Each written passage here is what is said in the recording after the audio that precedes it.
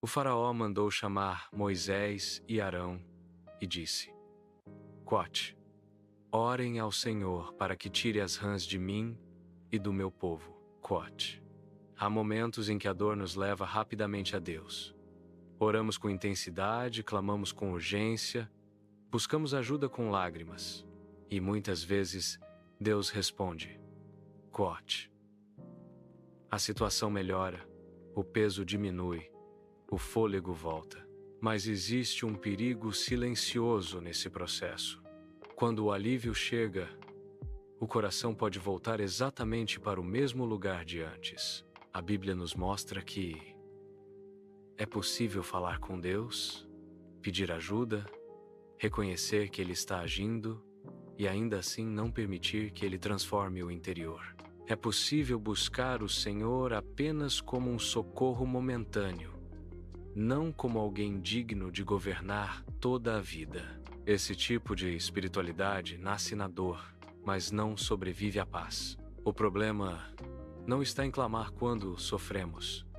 Deus não despreza o clamor sincero. Claro que há exceções para isso, mas o problema surge quando a oração se torna apenas uma ferramenta para apagar incêndios e não um caminho de rendição. E quando Deus é procurado apenas para restaurar o conforto, mas não para confrontar o coração. Quantas vezes prometemos mudança no meio da aflição, mas esquecemos dessas promessas quando tudo se normaliza? Quantas vezes dizemos, quote, Senhor, me ajuda, quote. Mas resistimos quando Ele começa a tocar em áreas que exigem arrependimento, abandono de pecados e reorganização de prioridades. A dor nos aproxima de Deus, mas o conforto revela se realmente queríamos Deus ou apenas o fim da dor. O exemplo de Faraó em Êxodo nos deixa claro que reconhecer o agir de Deus não é o mesmo que se submeter a Ele. Saber que Deus está presente não garante transformação. É possível ver sinais, ouvir verdades, experimentar livramentos e ainda assim manter o coração fechado. O risco é que, com o tempo, essa postura não nos deixa neutros. Ela nos endurece. Cada resposta de Deus ignorada se torna um passo a mais na resistência espiritual. Deus, em sua graça, muitas vezes alivia antes mesmo de haver mudança.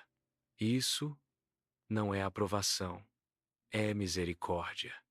O alívio é uma oportunidade, não o destino. Ele cria espaço para reflexão, arrependimento e entrega. Quando essa oportunidade é desprezada, o coração aprende a usar Deus sem ouvi-lo. Mas o Evangelho nos mostra um caminho diferente.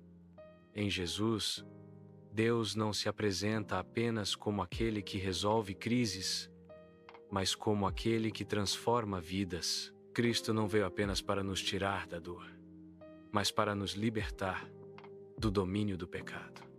Ele não oferece apenas descanso emocional, mas um novo coração. Na cruz, vemos que Deus não entrou na história para nos dar alívio temporário, mas redenção completa. Uma fé madura aprende a fazer uma pergunta mais profunda do que quote, Senhor, tira essa dor, quote. Ela aprende a orar. O que o Senhor quer transformar em mim por meio disso? Porque Deus não deseja apenas nos aliviar, Ele deseja nos refazer. Não apenas nos socorrer, mas nos conduzir. Não apenas entrar na nossa emergência, mas sentar no trono do nosso coração. Que hoje possamos examinar nossa própria espiritualidade, não com culpa, mas com honestidade. Será que buscamos Deus apenas quando dói? Será que quando o alívio chega, seguimos ouvindo a sua voz? O convite de Deus não é apenas para o fim do sofrimento, mas para uma vida inteira rendida a Ele. Porque o maior milagre não é quando a dor passa, é quando o coração muda. Pense nisso.